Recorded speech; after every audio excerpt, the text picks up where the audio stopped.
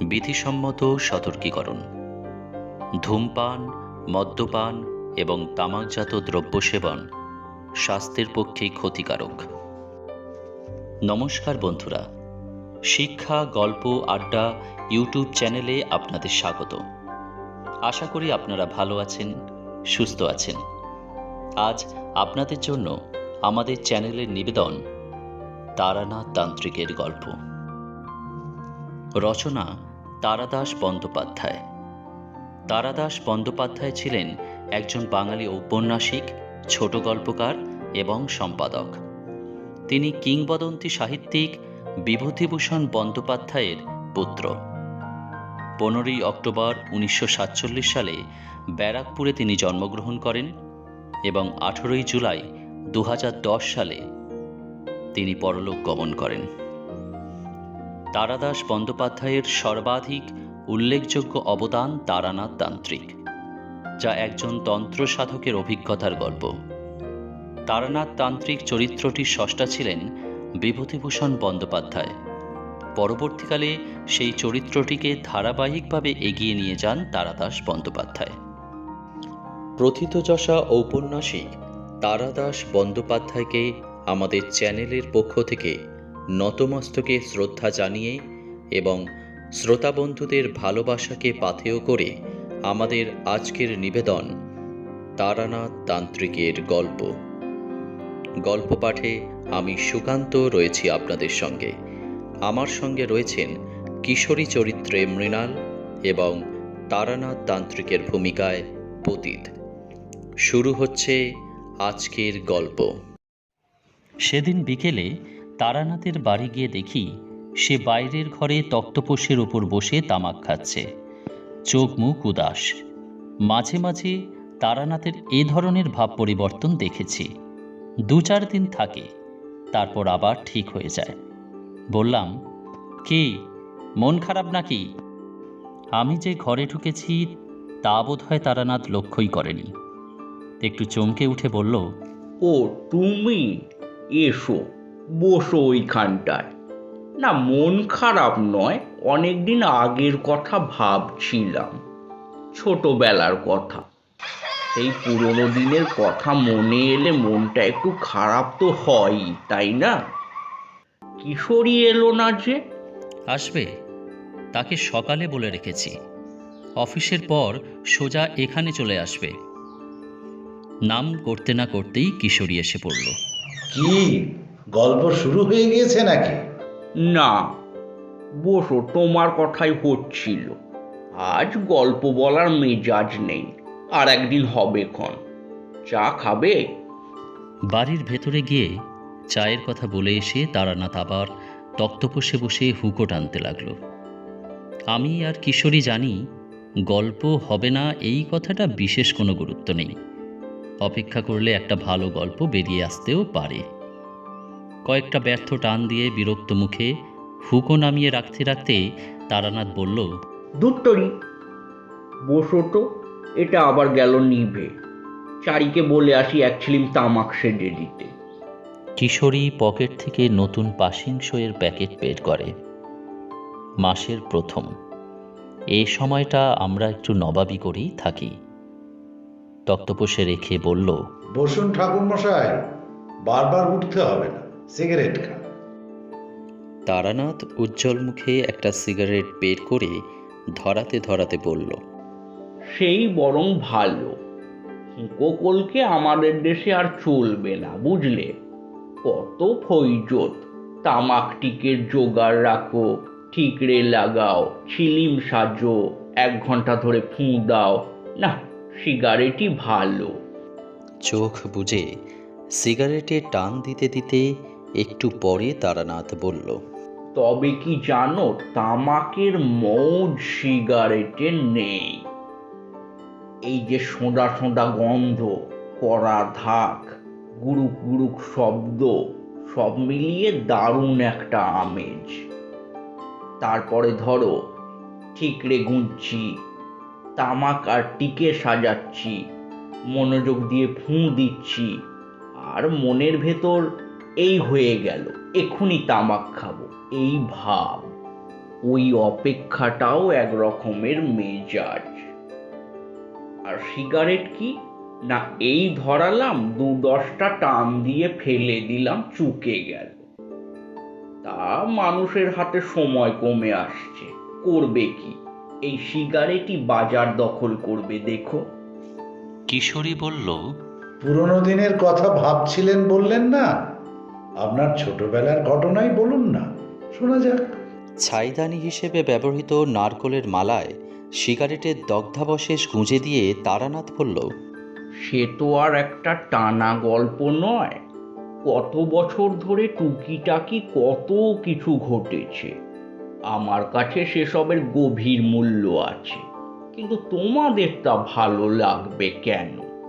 আমি জিজ্ঞাসা করলাম, আচ্ছা, তন্ত্র সাধনার দিকে প্রথম আপনার ঝোঁক আসে কি করে?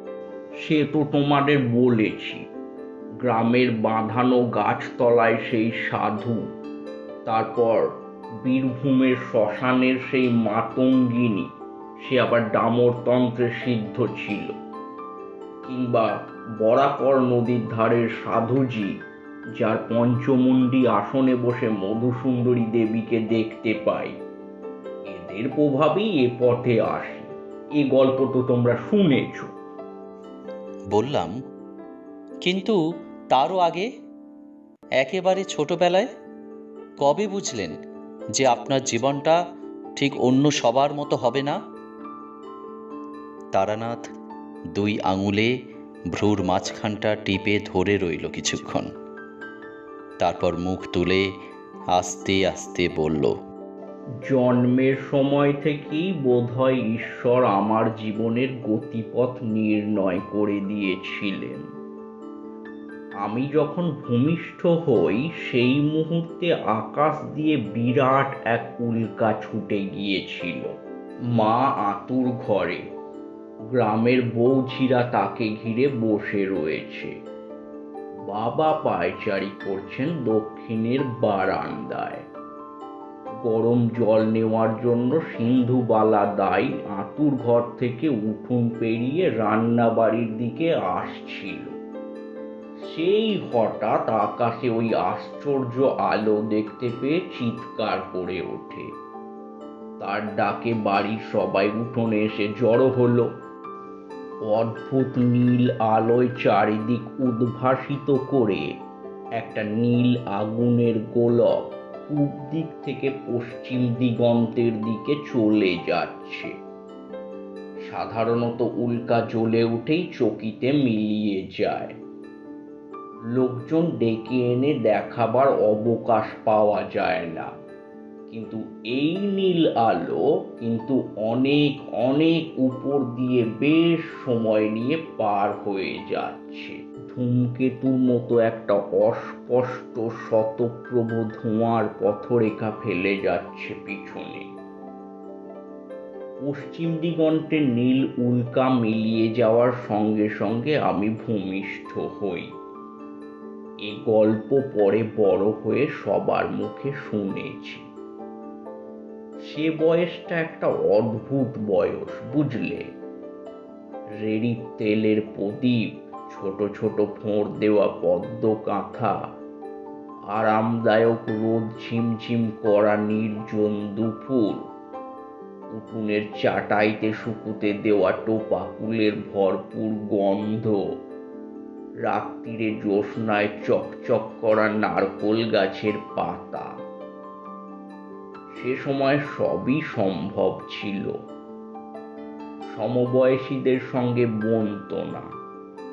তাদের খেলাধুলা কথাবার্তা কেমন অর্থহীন আর হাস্যকর বলে মনে হতো। একা একা বেড়াতাম মাঠে বনে, গ্রামের বাইরে যাওয়ার পথে চৌধুরীদের বাঁশ বাগানে। একটা জিনিস খুব অনুভব করতাম, এখনো ভাবলে মন উদাস হয়ে যায়। ধরো খাওয়া দাওয়া সেরে বাড়ির সকলে দুপুরে ভাত ঘুম দিচ্ছে, আমি বেরিয়ে চলে গিয়েছি সাঁতরা দিঘির পাড়ে। চুপ করে বসে আছি। ঝিরঝিরে বাতাসে দিঘির জলে ডুরে ডুরে ঢেউ উঠছে। লিচু আর জামরুল গাছের পাতার ফাঁক দিয়ে সূর্যের আলো এসে মাটিতে রোদ আর ছায়ার আলপনা তৈরি করেছে। আম গাছের গুঁড়ি বেয়ে উঠছে এক সারি কাঠ পিঁপড়ে। এইসব নির্জন মুহূর্তে আমি তোমাদের সত্যি বলছি, স্পষ্ট শুনতে পেতাম গাছপালা, মাটি, দিঘির জল আমার সঙ্গে কথা বলছে। ঠিক কোনো ভাষা দিয়ে নয়, সে ভাষা ওদের নেই। এ অনেকটা গানের সুরের মতো, কিংবা তাও ঠিক নয়। এমন একটা কিছু যা মন দিয়ে বোঝা যায় কিন্তু মুখ দিয়ে বলা যায় না। পরে সাধনা করতে গিয়ে দেখেছি উচ্চকোটির তন্ত্র সাধকেরাও স্বীকার করেছেন যে আমরা যাদের নির্জীব পদার্থ ভাবি তাদেরও প্রাণ আছে, চেতনা আছে। এখন ভাবলে বিস্মিত হই। তখন কিন্তু এই ব্যাপারটাকে খুব স্বাভাবিকভাবে নিয়েছিলাম। ভাবতাম সবাই বুঝি আমার মতোই ওদের কথা শুনতে পায়। একদিন দুপুরে খেলা করতে করতে চলে গিয়েছি গ্রামের বাইরের মাঠে। কেউ কোথাও নেই। শূন্য মাঠের উপর রোদ্দুর ঝাঁঝা করছে। গ্রামের ঠিক প্রান্তে একটা বিরাট চটকা গাছ। সেই চটকা গাছের নিচে একজন লোক বসে আছে। কুচকুচে কালো রং, খালি গা, হাতে একটা পাঁচন বাড়ি। সম্ভবত সে শুয়োর চড়ায়, কারণ এদিকে ওদিকে কয়েকটা শুয়োর চড়ে বেড়াচ্ছে দেখলাম। দৃশ্যটা অতি সাধারণ। গ্রামের অনেক গরিব মানুষেরা শুয়োর চড়িয়ে দিনাতিপাত করে। তাদের এই রকম দেখতে, এবং তারা ক্লান্ত হয়ে পড়লে গাছতলায় বসে বিশ্রামও করে। কাজেই অবাক হওয়ার কিছু ছিল না। কিন্তু কেন যেন লোকটাকে ভালো করে দেখবার জন্য আমি পায়ে পায়ে তার দিকে এগিয়ে গেলাম। আমি কাছে যেতেই লোকটা আমার দিকে তাকিয়ে হাসলো। কি তার চোখের প্রখরতা! ভালো করে তাকানো যায় না, যেন চোখ ঝকঝক করে জ্বলছে। আঁটো সাঁটো দৃঢ় শরীরের মধ্যে সে যেন নিজেকে আটকে রাখতে পারছে না। প্রাণ শক্তি উপচে পড়ছে শরীর ছাড়িয়ে। আমার দিকে তাকিয়ে সে বলল, এসো, তোমার জন্যই বসে আছি। অবাক হয়ে বললাম, আমার জন্য? হ্যাঁ, তোমার সঙ্গে কথা বলবার জন্যই তো আজ আমাকে পাঠানো হয়েছে। বসো। কে পাঠিয়েছে? সে বললে তুমি এখন বুঝবে না, বড় হলে তুমি নিজেই জানতে পারবে। এদিকে এসো তো, কাছে এসো। আমার ঠিক ভয় করছিল না, বরং কেমন যেন রহস্যময় আনন্দের অনুভূতি হচ্ছিল। লোকটার কাছে এগিয়ে যেতে সে আমার কপালে হাত দিয়ে কি যেন দেখতে লাগলো। তারপর খুশি হয়ে বলল, ঠিক আছে, বসো ওই শেকড়টার উপরে। বসলাম। দু একটা দুষ্টু শুয়োর দল ছেড়ে এদিক ওদিক ঘুরে বেড়াচ্ছিল এবং নিজেদের মধ্যে মারামারির উদ্যোগ করছিল। লোকটা পাঁচন বাড়ি তুলে বিচিত্র এক হুঙ্কার দিল, এও সাবধান, আমি জেগে আছি, ঠিক হয়ে চল। শুয়োরগুলো মন্ত্রমুগ্ধের মতো ঠেলাঠেলি বন্ধ করে এক জায়গায় হয়ে দাঁড়িয়ে রইল। অবাক হয়ে তাকিয়ে দেখলাম তার হাতের পাঁচন বাড়িটা কোনো গাছের ডাল বা কঞ্চি দিয়ে তৈরি নয়, কিসের যেন সরু হাড় সেটা। বললাম, কোথায় থাকো তুমি? এ গাঁয়ে তো আগে তোমাকে দেখিনি। সে বললে, এ গাঁয়ে থাকি না, তাই দেখনি। তাহলে?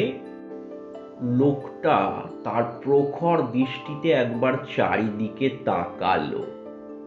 সূর্যের আলো সরাসরি তার মুখে এসে পড়েছে। আকাশে উড়তে উড়তে একটা চিল ডাকছে কর্কশ তীক্ষ্ণ স্বরে। সেই রৌদ্রালোকিত আকাশ, দিগন্ত আর পৃথিবীর দিকে লোকটা দুহাত ছড়িয়ে দিয়ে বলল, এই সব কিছুর মধ্যেই আমার থাকার জায়গা। অল্প জায়গায় আমার ধরে না যে। আমি তার কথা ঠিকঠাক বুঝতে পারলাম না। একজন লোক একটা বাড়িতে থাকবে, এটাই তো নিয়ম। সব জায়গায় সে থাকে কি করে? বললাম, তুমি শুয়োর চড়াও? লোকটা চমকে বলল, কই না তো। এগুলো তোমার শুয়োর নয়? সে একবার স্থির হয়ে দাঁড়িয়ে থাকা শুয়োরগুলোর দিকে দেখলো, তারপর বলল, কিন্তু এরা তো শুয়োর নয়। তখন আমার দৃঢ় ধারণা হয়েছে লোকটা একটা বদ্ধ পাগল। হ্যাঁ, ঠিক তাই। সেই জন্যই এর কথাবার্তা কেমন কেমন, চাউনি অমন অদ্ভুত। আর তাছাড়া পরিষ্কার দেখছি অতগুলো শুয়োর দাঁড়িয়ে রয়েছে, তবু মানতে হবে ওরা শুয়োর নয়। ওগুলো কি তবে শেয়াল? লোকটা বলল, তুমি ছোট তো, তোমাকে এখন বোঝানো অসুবিধে হবে। এগুলো সত্যিই শুয়োর নয়। এগুলো হচ্ছে, কি বলি, আমাদের ভেতরে যে দোষগুলো থাকে, যাদের জন্য আমরা খারাপ কাজ করি, খারাপ কথা ভাবি, এরা হচ্ছে সেই সব দোষের বাইরের চেহারা। সাধারণ মানুষকে এরা চড়িয়ে বেড়ায়, কিন্তু আমি এদের চড়াবার বিদ্যা শিখেছি। দুটো শুয়োর আবার মারামারি করার উদ্যোগ করছিল। লোকটা সরু হাড়ের লাঠি তুলে গর্জন করতেই তারা আবার চুপ করে গেল। লোকটা এবার যেন একটু ব্যস্ত হয়ে বলল, না, কথায় কথায় অনেক দেরি হয়ে গেল। আমায় ফিরে যেতে হবে। যে জন্য আসা সেটা তাড়াতাড়ি সেরে নি। এদিকে এগিয়ে এসো তো খোকা, কোনো ভয় নেই, এসো। কাঁপা কাঁপা গলায় বললাম, কেন? সে বলল, আমি তোমাকে একটু মন খারাপ দিয়ে যাব। আমার দুই কাঁধ ধরে নিজের দিকে টেনে নিয়ে লোকটা অস্বাভাবিক জোরে, প্রায় চিৎকার করে বলে উঠল, আমার দিকে তাকাও। আমি তার চোখের দিকে তাকালাম। হঠাৎই মানুষটার চোখ দুটো যেন জানালা হয়ে গিয়েছে। ভেতরে কত দূর অবধি দেখতে পাচ্ছি, ওখানে যেন আর একটা জগৎ। এরকমই রোদ্দুর ঝাঁঝা করছে দিগন্ত অবধি বিছিয়ে থাকা মাঠে। সবুজ বন, নীল পাহাড় থেকে ঝুরঝুর করে ঝর্ণা নেমে আসছে। মেঘে আর কুয়াশায় ঢাকা ওই পাহাড়ে কবে যেন আমি থাকতাম।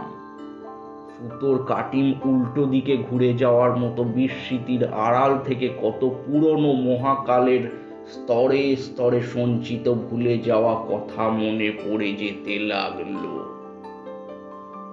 ক্রমে আমার সমস্ত চেতনা ওই দু চোখের জানালার ভেতর দিয়ে আশ্চর্য জগৎটার মধ্যে গিয়ে দাঁড়ালো।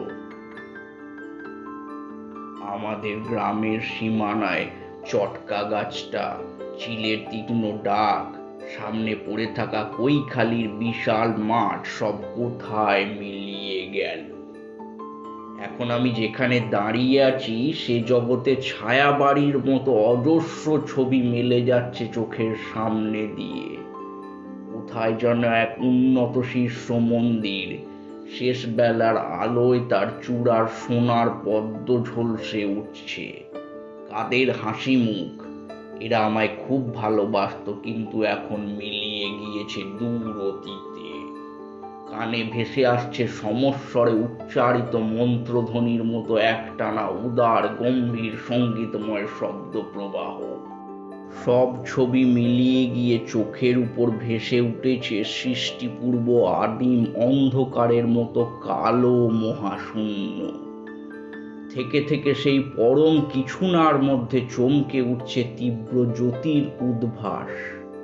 সৃষ্টি হচ্ছে নক্ষত্রের, নীহারিকার, অনন্ত শূন্যের থেকে বস্তুপুঞ্জের। আমার চেতনা চলে যেতে লাগলো। আর কিছুক্ষণ এখানে থাকলেই আমি সম্পূর্ণ জ্ঞান হারাবো। ঠিক তখনই অনুভব করলাম চিরচেনা পৃথিবীর বিপুল আকর্ষণে আমি ফিরে আসছি আমাদের গ্রামের প্রান্তের রোদে পোড়া মাঠে। নিকষ কালো অনন্তস্পর্শী মহাশূন্যের বুক চিরে চলে যাচ্ছে একটা নীল উল্কা। চটকা গাছের গুঁড়িতে হেলান দিয়ে আমি মুহ্যমানের মতো বসে রইলাম। মাঠের উপর দিয়ে তার শুয়োর তাড়িয়ে নিয়ে লোকটা কোথায় যেন চলে গেল। সে কোথায় যাচ্ছে, কি করে আবার দেখা হবে, কিছুই জিজ্ঞাসা করা হলো না। কিন্তু কি মন খারাপই সে আমাকে দিয়ে গেল। এরপর আমার আর কিছু ভালো লাগতো না। একা তো ছিলামই, আরো একা হয়ে গেলাম। সব সময় মনে হতো কি যেন একটা কাজ ফেলে রেখেছি, কোথায় যেন আমাকে চলে যেতে হবে। প্রথম যৌবনে ঘর ছেড়ে বেরিয়ে পড়ি, সে কথা তো তোমাদের বলেছি। বীরভূমের শ্মশানে মাতু পাগলি আমাকে সম্মোহিত করে নানা দৃশ্য দেখিয়েছিল। আমি যেন নদীর জলে নেমে গাছের শেকড়ে আটকে থাকা মৃতদেহ তুলে এনে পূজার উপকরণ সংগ্রহ করে সব সাধনায় বসলাম। সারা রাত কত আতঙ্কজনক দৃশ্য দেখলাম, কত উপদ্রব ঘটল। পরে সম্বিত ফিরে পেয়ে দেখি ধূসর সন্ধ্যায় নির্জন শ্মশানে দাঁড়িয়ে আমি মাতু পাগলির সামনে। মাত্র 10 মিনিট সময় কেটেছে। এ তো গেল ভেলকি, কিন্তু সদ্গুরুর সাহায্যে আমি একবার প্রকৃতই সব সাধনা করেছিলাম। মুর্শিদাবাদ জেলার এক অজ পাড়া গাঁয়ের শ্মশানে তখন আস্তানা গেড়েছি। সঙ্গে গুরু রয়েছেন। জ্যৈষ্ঠের শেষে আশপাশের গ্রামগুলোতে কলেরার মহামারী শুরু হলো। সারাদিন ধরে দূর দূরান্ত থেকে মৃতদেহ আসছে। পরে এমন অবস্থা দাঁড়ালো, দাহ করার কাঠ জোটে না। মুখে আগুন ছুঁয়ে দেহ ফেলে শ্মশান বন্ধুরা পালায়। তারই ভেতর থেকে লক্ষণযুক্ত একটি মৃতদেহ একদিন তুলে নিয়ে এলাম। শ্মশানের পূর্ব প্রান্তে একটু জঙ্গল মতো জায়গা। সেখানে বিরাট একটা ঝাঁকড়া ছাতিম গাছ রয়েছে। তারই তলায় গুরু পুজোর আয়োজন করলেন। রাত্রিরে দাহ করার জন্য দলবল এলেও এদিকে তারা ঘেঁষবে না। আমি ভেবেছিলাম গুরুই বোধহয় সবাসনে বসবেন। কিন্তু প্রাথমিক প্রকরণের শেষে গুরু যখন আমাকে পদ্মবীজের মালা ধারণ করতে বললেন, তখন অবাক হয়ে আমি বললাম, আমি কেন? তুমিই তো আসনে বসবে। আমি কি পারবো? নিশ্চয়ই পারবে। আমি তোমাকে আমার শক্তির অংশ দান করব। ঘোর অমাবস্যার মধ্যরাত্রি।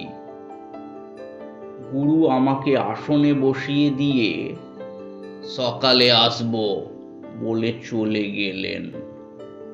সব সাধনার সময় অন্য সাধককে উপস্থিত থাকতে নেই।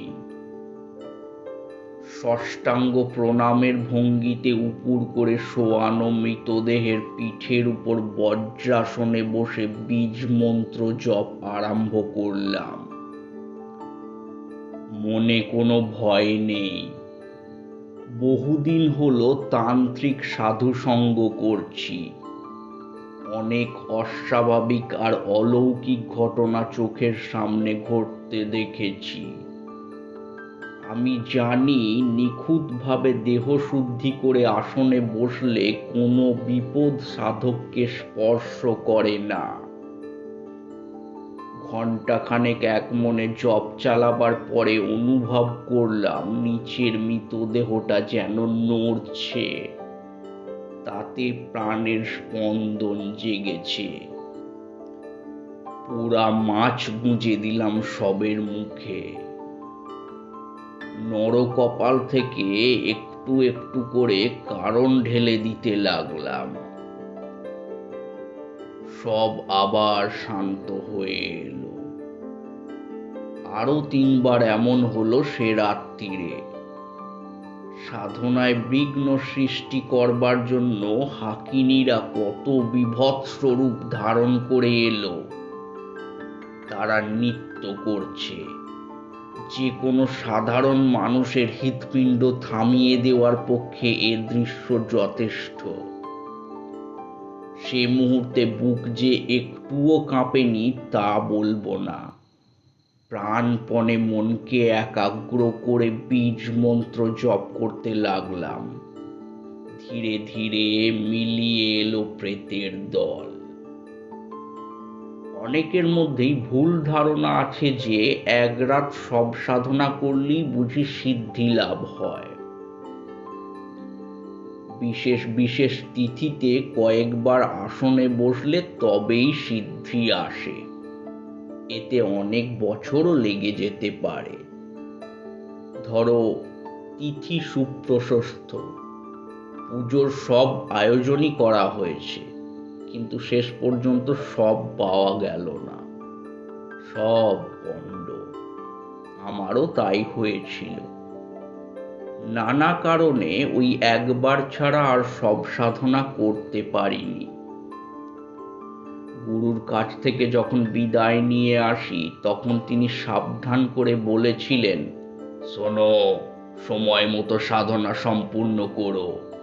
তোমাকে তো সবই শিখিয়ে দিয়েছি, আমি না থাকলেও অসুবিধে হবে না, নইলে কিন্তু বিপদ। আগে কি রকম বিপদ? ভয়ঙ্কর বিপদ। মৃত্যুর পরে আত্মা সঙ্গে সঙ্গে ঊর্ধ্বগতি পায় না, বেশ কিছুক্ষণ নিজের প্রাণহীন দেহটার কাছে ঘোরাফেরা করে। যার দেহ নিয়ে সব সাধনা করা হয় তার আত্মা দেখতে পায় দেহের সৎকার হয়নি, বরং সাধক সেটা নিজের কাজে লাগিয়েছে। তাতে মৃতের আত্মা নিশ্চয় খুশি হয় না, সে প্রতিশোধ গ্রহণের সুযোগ খোঁজে। সাধনা সম্পূর্ণ করলে সাধক অমিত শক্তি লাভ করে, ফলে তার আর ভয় থাকে না। নইলে বুঝতেই পারছো কি বিপদ হতে পারে। সাবধানে থেকো। জানো তো প্রবাদ আছে, সাপুরের মরণ সাপের হাতে। আমি তোমার ভাগ্য গণনা করে দেখেছি, তুমি একটানা সাধনা করতে পারবে না। তোমাকে আবার ফিরে যেতে হবে গৃহাশ্রমে। আবার বেরোবে এবং ফিরে যাবে, এইভাবেই চলবে। সব সাধনা গৃহে বসে করবার জিনিস নয়। কাজী একেবারে অসম্ভব হয়ে পড়ার আগে কর্ম সম্পূর্ণ করে রেখো। তারপর আমার দিকে পূর্ণ দৃষ্টিতে তাকিয়ে গুরু বললেন, কিন্তু তোমার কপালে একটা আশ্চর্য যোগাযোগের চিহ্ন রয়েছে। আমি স্পষ্ট দেখতে পাচ্ছি খুব বড় একজন মহাপুরুষ কিংবা মহাসাধক তোমাকে কৃপা করবেন। দেখি হাতটা। ডান হাতটা বাড়িয়ে দিলাম। উনি হাতটা ধরলেন কিন্তু দেখলেন না, তাকিয়ে রইলেন আমার দিকে। বললাম, কি ধরনের মহাপুরুষ? এমন কোন উচ্চ মার্গের মুক্ত আত্মা যার নাম মুখে উচ্চারণ করার যোগ্যতা আমার নেই। সব রকম সাধনা ও সিদ্ধির ঊর্ধ্বে চলে গিয়েছেন এমন কেউ। তিনি তোমাকে অনেক বিপদ থেকে রক্ষা করবেন। আমি ব্যস্ত হয়ে জিজ্ঞাসা করলাম, কবে এর দেখা পাবো? শান্ত কণ্ঠে গুরু বললেন, এর দেখা তুমি পেয়েছো। সে কি, কবে? তা জানি না, তবে মহাগুরুর সান্নিধ্য পেলে দেহ ও মনে যে লক্ষণ ফুটে ওঠে তা তোমার রয়েছে। আমি দেখা পেলাম আর আমিই জানতে পারলাম না? গুরু বললেন, তেমন তো হতেই পারে। এসব সাধকদের কোনো ভেক নেই, ভরংও নেই। নিতান্তই সাধারণ মানুষের মতো বেড়ান, দেখলে হয়তো চিনতে পারবে না। হঠাৎ আমার ছোটবেলায় দেখা সেই অদ্ভুত মানুষটিকে মনে পড়ে গেল। রোদ ঝিমঝিম করা কৈখালির মাঠ, সেই শুয়োরের দল, আমার হারানো শৈশব। তবে তিনি কি আমার জীবনের সেই অজানা মহাপুরুষ? তরাই অঞ্চলে কোথায় তন্ত্র সাধকদের এক গোপন মিলন সভা হবে খবর পেয়ে গুরু সেখানে রওনা হয়ে গেলেন। আমি আর সঙ্গে গেলাম না। এবার কিছুদিন একা থাকবো বলে ঠিক করলাম। পথে পথে ঘুরি, বেশিরভাগ সময়ই শ্মশানে মশানে রাত কাটাই। কদাচিৎ কোনো গৃহস্থ বাড়িতে আশ্রয় নিই। একদিন রেল স্টেশনের প্ল্যাটফর্মে বসে আছি। আমার ট্রেন আসতে তখনও ঘন্টাখানেক দেরি। সেটা জংশন স্টেশন। লুপ লাইনে যেতে হলে ওখান থেকে গাড়ি বদল করতে হয়। প্রচন্ড বৃষ্টি নেমেছে সকাল থেকে। আকাশ কালো হয়ে রয়েছে মেঘে। ঝুপঝুপ করে বৃষ্টির আর বিরাম নেই। 2 পয়সার বিড়ি কিনবো বলে স্টেশনের দোকানটার দিকে এগোচ্ছি। হঠাৎ পিছন থেকে আমাকে কে যেন ডাকলো। আরে তারানাথ না! থমকে দাঁড়ালাম। এমন জায়গায় আমার নাম ধরে কে ডাকে?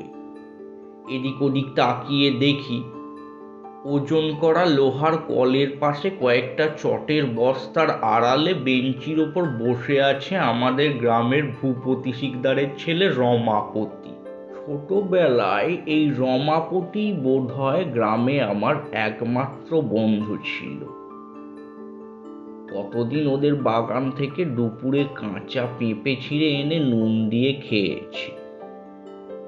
গ্রামের পুরনো বন্ধুকে দেখে হাসি মুখে এগিয়ে গেলাম।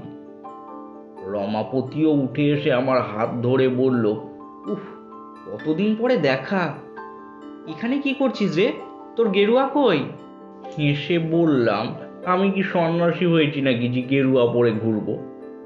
সন্ন্যাসী হোসনি, তবে সবাই যে বলে তুই সাধু হয়ে চলে গিয়েছিস।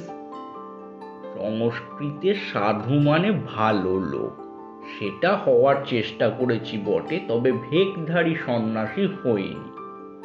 তুই এখানে কেন? আমার শ্বশুর বাড়ি এখান থেকে ট্রেন বদল করে যেতে হয়। বউ সেখানে আছে, আনতে যাচ্ছি। আয় ওই দোকানটায় আয়, চা খাবি আয়। পুরনো বন্ধুর অকৃত্রিম আগ্রহে রমাপতি আমার হাত ধরে টেনে চায়ের দোকানে নিয়ে গিয়ে চা আর কেকের অর্ডার দিল। পকেট থেকে নতুন মেপল সিগারেটের প্যাকেট বের করে আমাকে একটা দিয়ে বলল, ধরা। তারপর তুই কোথায় যাচ্ছিস বললি না তো? বিশেষ কোথাও না, বাড়ি ছাড়ার পরে এইরকমই ঘুরে ঘুরে বেড়াই, এক জায়গায় বেশি দিন থাকি না। কেন বল দেখি, এতে তোর কি লাভ? তা তোকে বোঝাতে পারবো না ভাই। যারা বাড়িতে থাকে তাদের দেখে আমার মনে হয় এতে তাদের কি লাভ। কাজী এর ঠিক কোনো উত্তর হয় না। রমাপতি চুপ করে বসে রইল। তার মুখ দেখে বুঝলাম আমার উত্তরটা তার বিশেষ পছন্দ হয়নি। সে বুঝতেও পারেনি। গৃহত্যাগ করে বিদেশে গিয়ে অর্থ উপার্জন করলে বোঝা যায়। বাড়ি থেকে পালিয়ে সাধু সন্ন্যাসী হলে তারও যাই হোক একটা মানে হয়, কারণ তেমনটা বহু ঘটতে দেখা গিয়েছে। কিন্তু সেসব কিছু নয়, খামোকা একজন বাড়ির মানুষ আরাম ছেড়ে পথে পথে বেরিয়ে বেড়ায়। এর কারণ সে ধরতে পারছে না। চা খেতে খেতে রমাপতি বলল, তুই তো বেশ অনেকদিন বাড়ি ছেড়েছিস, তাই না? হ্যাঁ। যেতে কোনো বাধা আছে? না, বাধা আর কি, আমি তো আর গৃহত্যাগ করে সন্ন্যাসী হইনি। তোকে বললাম না, যখন ইচ্ছা করে চলে যাব। চায়ের কাপ দোকানিকে ফেরত দিয়ে রমাপতি একটু ইতস্তত করে বলল, তারানাথ, তোর বোধ হয় এখনই একবার বাড়ি যাওয়া উচিত। তার গলায় কেমন একটা সুর ছিল। ব্যস্ত হয়ে জিজ্ঞাসা করলাম, কেন বলতো, হঠাৎ বাড়ি যাব কেন? কাকিমার খুব অসুখ, অবস্থা মানে তেমন একটা ভালো নয়। কখন কি হয় বলা যায় না, তুই একবার বাড়ি যা। বিশ্বে মাতৃশক্তি খুব বড় একটা শক্তি। আমার পথে পথে বেড়ানো যাযাবর জীবন, সাধু সঙ্গে আগ্রহ, সিদ্ধি লাভের আকাঙ্ক্ষা সব কোথায় উড়ে গেল। মনে হলো যার নাড়ি ছিঁড়ে ভূমিষ্ঠ হয়েছি, যার কোলে খেলা করে বড় হয়েছি, আমার সেই চিরপরিচিত সদা হাস্যমুখী মা অসুস্থ। তিনি হয়তো আমাকে দেখতে চান। আমি এখনই বাড়ি যাব। কি ভয়ানক বৃষ্টি, থামবার নাম নেই। তারই মধ্যে ভিজতে ভিজতে পরের দিন দুপুর নাগাদ বাড়ি পৌঁছলাম। মানুষের মনের সঙ্গে শরীরের একটা ঘনিষ্ঠ যোগ আছে। মায়ের রোগশয্যার পাশে গিয়ে দাঁড়াতে আমাকে দেখে তার মুখ উজ্জ্বল হয়ে উঠল। বিছানায় বসে মাথায় হাত বুলিয়ে দিতে দিতে জিজ্ঞাসা করলাম, এখন কেমন আছো মা?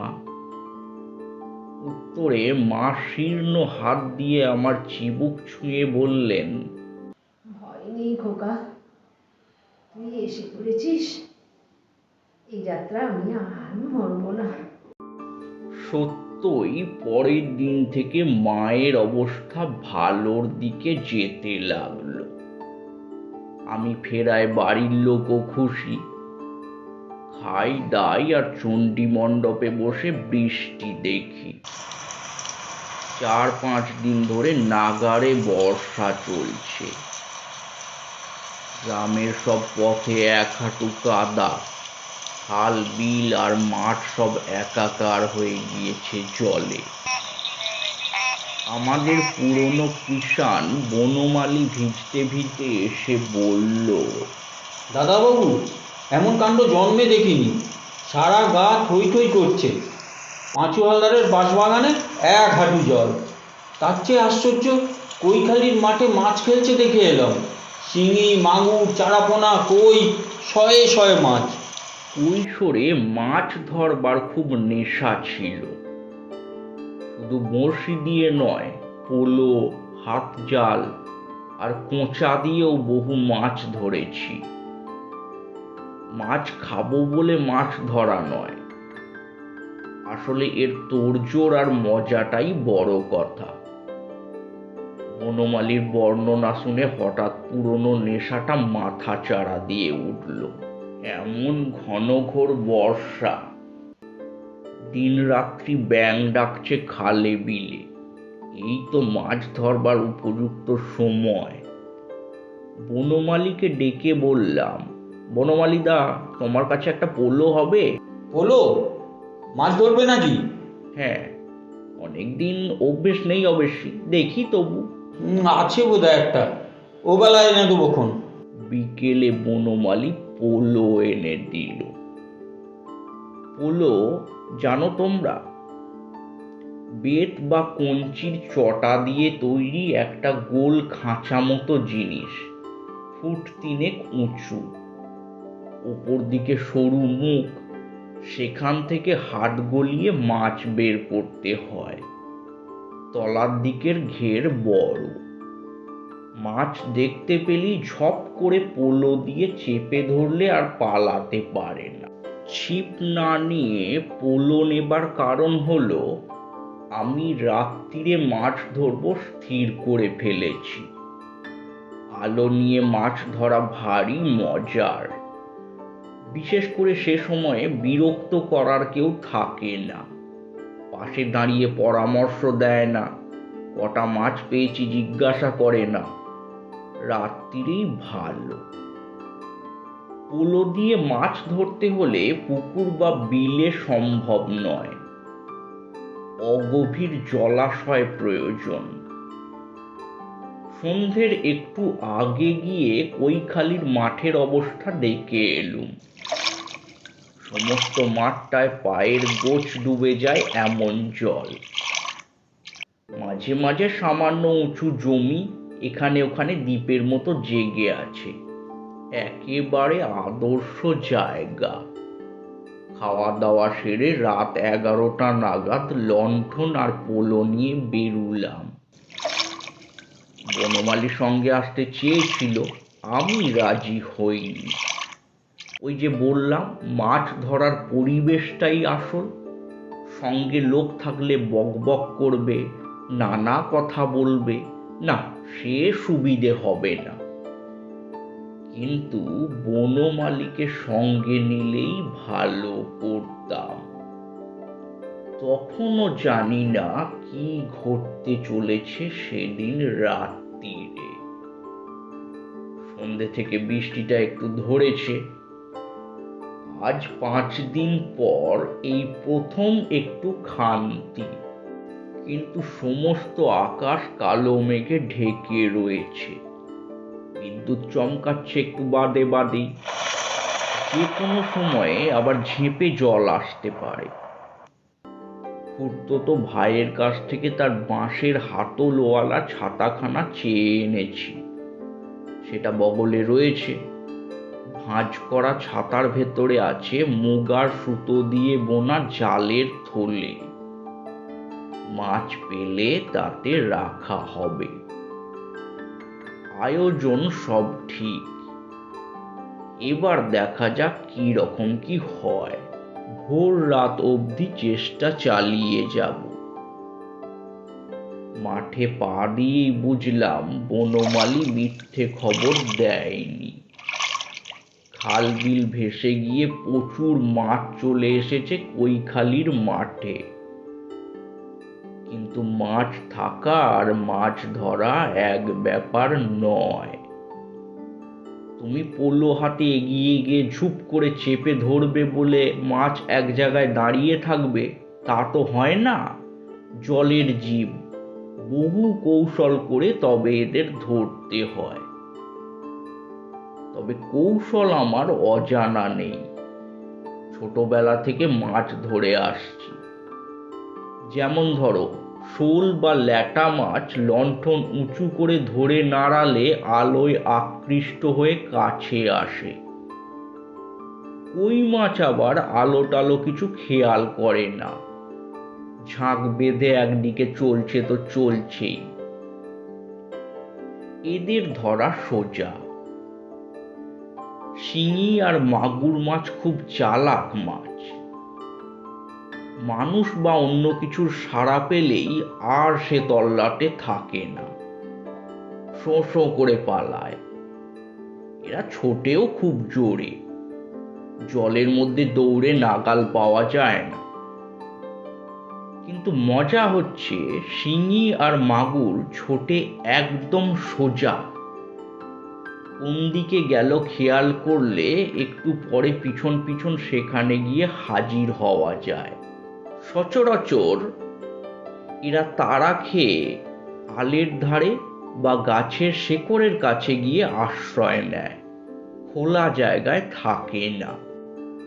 অমন জায়গায় পোলো বসানো কিন্তু মুশকিল। তখন পা দিয়ে জলে শব্দ করতে হয়। ভয় পেয়ে মাছ আবার দৌড় দেবার উদ্যোগ করতেই তাড়াতাড়ি পোলো বসিয়ে দিতে হয়। যাকগে, কথায় কথায় অন্য প্রসঙ্গে চলে এসেছি। আসল কথাটা বলি। রাত 1:30টার মধ্যে আমি অনেক মাছ ধরে ফেললাম।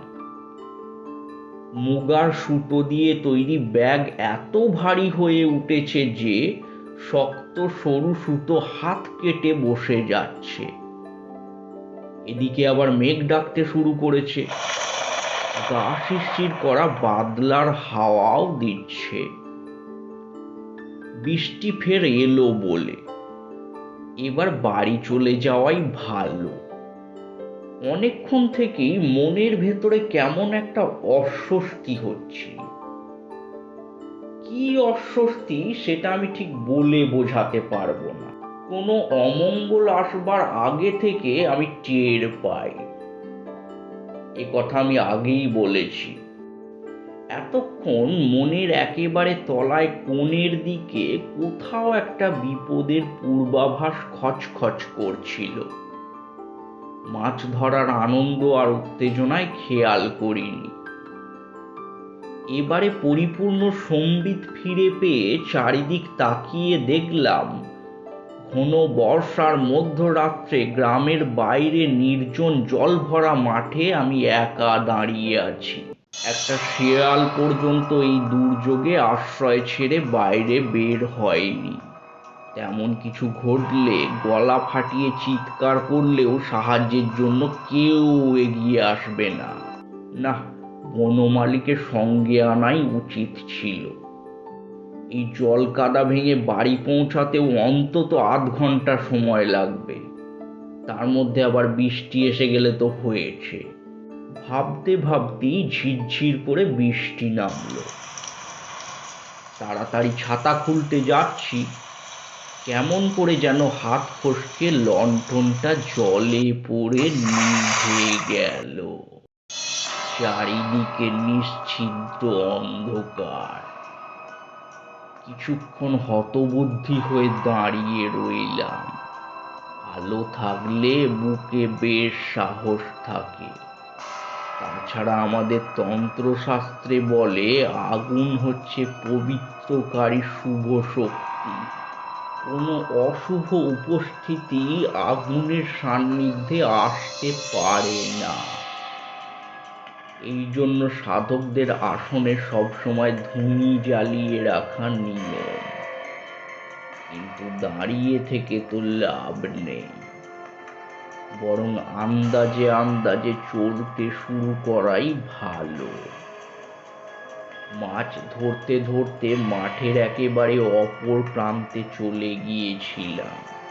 এবার মাঠ পার হয়ে সেই চটকা গাছটার পাশ দিয়ে গ্রামের পথে ঢুকতে হবে। মাথায় ছাতা ধরে মাছ ভর্তি থলে আর নেভার লণ্ঠন হাতে চটকা গাছটা আন্দাজ করে হাঁটা শুরু করলাম। হঠাৎ দিক দিগন্ত উদ্ভাসিত করে একবার বিদ্যুৎ চমকালো। সামনের দিকে তাকিয়েছিলাম। অন্ধকারে হাঁটবার সময় মানুষ যেমন মুখটা একটু তুলে রাখে, বিদ্যুতের উজ্জ্বল আলোয় স্পষ্ট দেখলাম উল্টো দিক থেকে একজন মানুষ আমার দিকে এগিয়ে আসছে। কিন্তু আলো নিভে যাওয়ার পরেও মনে মনে চিন্তা করে কোথায় কি দেখেছি, কতটা দেখেছি বোঝা যায়। যে লোকটা আমার দিকে এগিয়ে আসছে তার হাঁটার ভঙ্গিতে কোনো জড়তা নেই।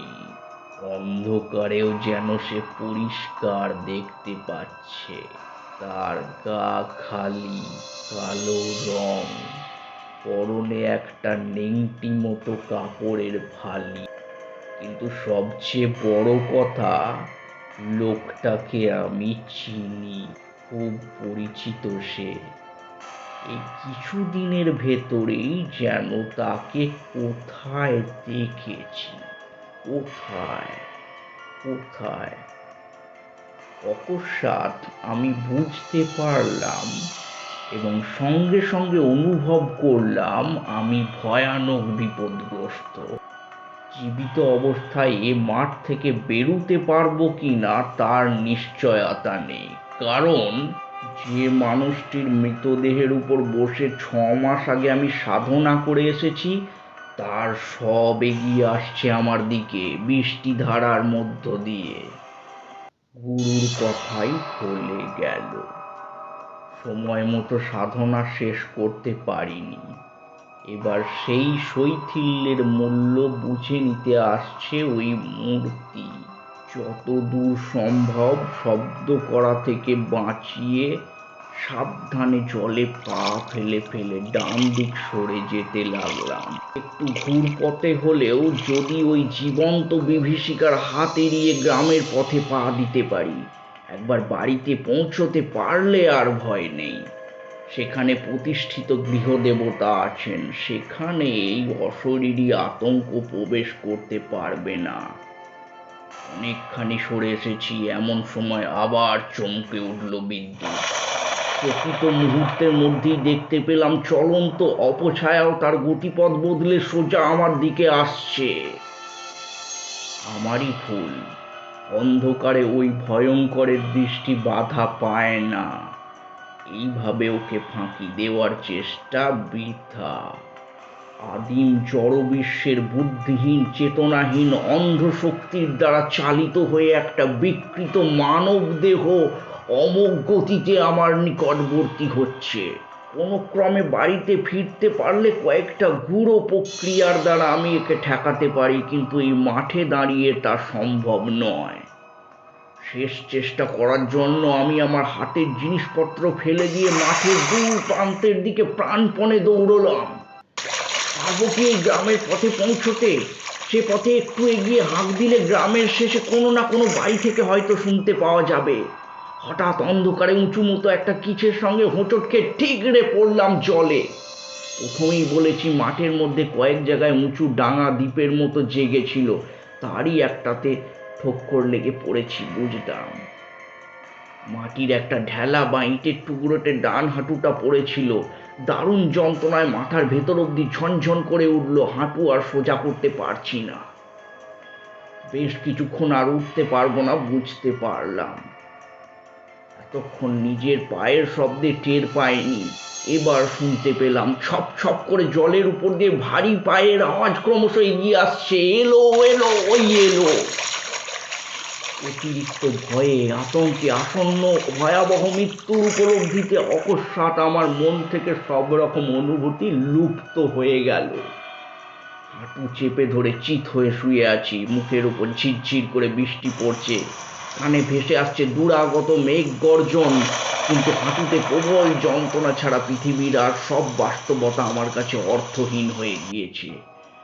এমন সময় আমার চারিদিকে জলের উপর অনেকগুলো পায়ের শব্দ জেগে উঠল। অগুন্তি পা দ্রুত জলে পড়ছে, কারা যেন ছুটে যাচ্ছে এদিক থেকে ওদিক সেদিক। আশ্চর্য, কাদের পায়ের শব্দ? এখানে আসতে হলে তো জল পেরিয়ে জানান দিয়ে আসতে হবে, কিন্তু এই পদ শব্দ যেন অকস্মাৎ জলের বুকেই জন্ম নিল, শূন্য থেকে জেগে উঠল হঠাৎ করে। তরবর করে একদল ঘোড়া যেন ছুটে যাচ্ছে সামনে পিছনে। কি ঘটছে কিছুই বুঝতে পারছি না, বিদ্যুৎও চমকাচ্ছে না বেশ কিছুক্ষণ। এবং তারপরেই আমার চারিদিকে এক পাল শুয়োরের ঘুঁট ঘুঁট শব্দ পেলাম। এই দূর থেকে কৈখালির মাঠে শুয়োর কোথা থেকে এলো? তাও একটা নয় দুটো নয়, পায়ের আওয়াজে বুঝতে পারছি 15-20টা প্রাণী অন্তত ছুটোছুটি করছে। প্রায় সঙ্গে সঙ্গেই আমার মনে পড়ে গেল শৈশবে দেখা সেই অদ্ভুত মানুষটিকে। সরু হাড়ের দণ্ড দিয়ে যিনি শূকর রূপী হিংস্র প্রবৃত্তিগুলোকে শাসন করেন, তবে কি তিনি? আমার খুব কাছে এসে দাঁড়িয়েছে। আমি তাকে দেখতে পাচ্ছি না, কিন্তু সে আমাকে দেখতে পাচ্ছে। আমার মনে আর কোনো ভয় নেই। পরিবেশ থেকে মুছে গিয়েছে অমঙ্গলের অনুভূতি, বরং কার অদৃশ্য উপস্থিতিজনিত পবিত্রতা অনুভব করতে পারছি সমস্ত অস্তিত্বে। এ যেন ভালোবেসে হাত রাখলো, না আমার শরীরে নয়, শরীরের কোথাও নয়, সে হাত রেখেছে আমার বুকের ঠিক মধ্যেটায়। তারপরেই বুঝলাম মাঠে আমি একা। সে উপস্থিতি আসন্ন মৃত্যুর হাত থেকে আমাকে রক্ষা করে ফিরে গিয়েছে স্বস্থানে। এতক্ষণ বাদে এবার বিদ্যুৎ চমকালো। আকাশের এই প্রান্ত থেকে ও প্রান্তে চিরে যাওয়া আলোয় ভালো করে তাকিয়ে দেখলাম কোথাও আর কেউ নেই। সে অপছায়াও নয়, আমার ত্রাণকর্তাও নয়। রাত বোধহয় 2:30। বৃষ্টি ঝরছে তো ঝরছেই। কোনো ক্রমে বাড়ি ফিরে এসে শুয়ে পড়লাম। পরদিন সকালে মেঘ কেটে সূর্য উঠল 5-6 দিন বাদে। ঝকঝকে রোদ্দুরে ভেসে যাওয়া পৃথিবীর রূপ দেখে আমার নিজেরই সন্দেহ হতে লাগলো, সত্যিই কি কাল রাত্রে কিছু ঘটেছিল? বাড়ির কাউকে কিছু জানালাম না, অনর্থক তাদের চিন্তা বাড়িয়ে লাভ কি? মা সুস্থ হয়ে ওঠার মাসখানেক পরে আবার বাড়ি ছাড়লাম। একটানা গৃহবাস ঈশ্বর আমার কপালে লেখেননি। ঘুরতে ঘুরতে এক সন্ধ্যায় খামারবেড়িয়া নামে এক গ্রামে গিয়ে পড়লাম। দেখি গ্রামের একধারে ঝুড়ি নামা বটগাছের নিচে একজন জটাধারী সাধু ধুনি জ্বালিয়ে বসে আছেন। ভাবলাম ভালোই হলো, আজ রাত্রিটা অন্তত এর সঙ্গে কাটানো যাবে। গুটি গুটি পায়ে ধুনির এপারে গিয়ে বসলাম। প্রত্যেক গ্রামেই কিছু লোক থাকে যারা সাধু সন্ন্যাসী দেখলে ওষুধ বিশুদ আর মাদুলির জন্য ভিড় করে। এখানেও তার ব্যতিক্রম হয়নি। জোনা কয়েক লোক করুণ মুখে তাদের দুঃখ দুর্দশার কথা সাধুকে জানাচ্ছে। ক্রমে তারা বিদায় নিয়ে চলে গেলে সাধু বাবা আমার দিকে তাকিয়ে বললেন, তারপর তোমার কি চাই? সবিনয়ে জানালাম আমার কিছু চাই না, তবে আর কি, যাও বাড়ি যাও। দু এক কথায় বুঝিয়ে দিলাম আমার বাড়ি এখানে নয়, আমি পথে পথে বেরিয়ে বেড়াচ্ছি, আপাতত রাতটা এখানেই কাটাতে চাই। সাধু আর কোনো ব্যক্তিগত প্রশ্ন করলেন না, বললেন থাকো। একটু পরে নিজের ঝুলি থেকে একটা পাকা কলা আর পেয়ারা বের করে আমাকে দিয়ে বললেন, খাও, আমার কাছে আর কিছু নেই, আপনি খাবেন না? আমি রাত্রিরে কিছু খাই না। দু একটা কথা বলতে বলতে আলাপ জমে উঠল। দেখলাম সাধুজি স্বল্পভাষী হলেও বদমেজাজি নন। একসময় আমাকে বললেন, এখানে ধুনি জেলে আজ ভুল কাজ করেছি, বুঝলে? 2-1 দিন থাকবো ভেবেছিলাম, কিন্তু কাল চলে যেতে হবে। আমি কেন? উপর দিকে আঙুল তুলে সাধুজি বললেন, এই গাছে অনেক পাখির বাসা রয়েছে, ধুনির গরম হালকা ধোঁয়ায় আজ তারা কেউ বাসায় ফিরতে পারেনি। ওই দেখো ওই দিকের ডালে বসে কিচমিচ করছে। কাউকে গৃহহীন করা মহাপাপ। ইতর প্রাণীদেরও আত্মা আছে, তাদের মনে দুঃখ দিলে সাধনার ফল ক্ষয় হয়ে যায়। বললাম, কিছু যদি মনে না করেন একটা কথা জিজ্ঞাসা করব? কি? আপনি কোন মার্গের সাধক? কেন বলো তো? আপনার কথা শুনে আমার খুব ভালো লাগছে। আমি অনেক সাধু সঙ্গ করেছি, বেশিরভাগ সাধকেরা অন্তরে মহৎ হলেও বড় কটুভাষী, অপরের দুঃখ সম্বন্ধে তারা উদাসীন। আপনার মতো কথা বলতে কাউকে শুনিনি। সাধু মৃদু হেসে বললেন, কোনো মার্গেরই নয়, আমার দীক্ষাই হয়নি। অবাক হয়ে বললাম, সে কি তাহলে? তাহলে আর কি, ভগবানের স্বরূপ জানতে ইচ্ছা করে তাই ঘুরে বেড়াই। তার সৃষ্টির বিচিত্র রূপের মধ্যে তাকে খুঁজতে চেষ্টা করি। ভগবানকে ডাকবো, তার আবার মার্গ কি, দীক্ষা কি? সাধুজির উপর শ্রদ্ধা হলো। আবছা অনুভব করতে পারলাম অনেক বড় সাধক ইনি। সারা রাত ধরে কত গল্প করলেন, ধর্মের বিভিন্ন দিক সম্বন্ধে গভীর জ্ঞানের পরিচয় দিলেন। সংকীর্ণতা নেই এতটুকু, সব মতের প্রতি সমান শ্রদ্ধা। তাকে প্রশ্ন করলাম, আপনি যে ভগবানকে ডাকেন তার কোন রূপ কল্পনা করেন ধ্যানের সময়? কোনো রূপই নয়, মনকে কেন্দ্রীভূত করতে পারলে ঈশ্বরের রূপ কল্পনার প্রয়োজন হয় না। দুরকম শক্তি মহাবিশ্বে ক্রিয়াশীল, শুভ শক্তি আর ঈশ্বর বিরোধী অশুভ শক্তি। বিশ্বের সৃষ্টির সময় এই দুই শক্তির জন্ম। ঈশ্বর বিরোধী শক্তির ক্ষমতা কিন্তু কম নয়। বৌদ্ধ ধর্মে একেই মার্গ হিসাবে কল্পনা করা হয়েছে। কাল ভৈরবের মাধ্যমে জগদীশ্বর এদের দমন করেন। সর্বদা এই দুই শক্তির লড়াই চলছে। তোমার চারিদিকে তার প্রকাশ তো দেখতেই পাচ্ছ। বললাম, কাল ভৈরবকে, তিনি কি শুভ শক্তির প্রয়োগকর্তা? দক্ষিণ কালিকা তন্ত্রে তার রূপ কল্পনা করা হয়েছে এইভাবে: মহাবলশালী পুরুষ, ঘোর কৃষ্ণবর্ণ, নগ্ন গাত্র, রিপুতারণ তার প্রধান কর্ম। শূকরের ছদ্মবেশে কাম, ক্রোধ, হিংসা ইত্যাদি রিপুগণ তার বশবর্তী হয়ে সর্বদা তার সঙ্গে ঘোরে। নিজের বুকের পাঁজরের একখানা হাড় দিয়ে তিনি তাদের শাসন করেন। আমি তখন উত্তেজনায় শটান খাড়া হয়ে বসেছি। এ বর্ণনা তো কৈখালির মাঠে শৈশবে দেখা সেই মানুষটির সঙ্গে হুবহু মিলে যাচ্ছে। বললাম, তারপর? আর কি, কাল ভৈরবী অনিবার্য ধ্বংসের হাত থেকে পৃথিবীকে রক্ষা করছেন। ঈশ্বরের সাক্ষাৎ শিষ্য তিনি। আমি সেই ভগবানেরই আরাধনা করি। আমার গলা তখন আবেগে বুঝে এসেছে। স্বয়ং কাল ভৈরব সেদিন রাত্রিরে আমাকে স্বয়ং এসে রক্ষা করেছেন। শৈশবে তার অপার করুণার স্পর্শ দিয়েছেন।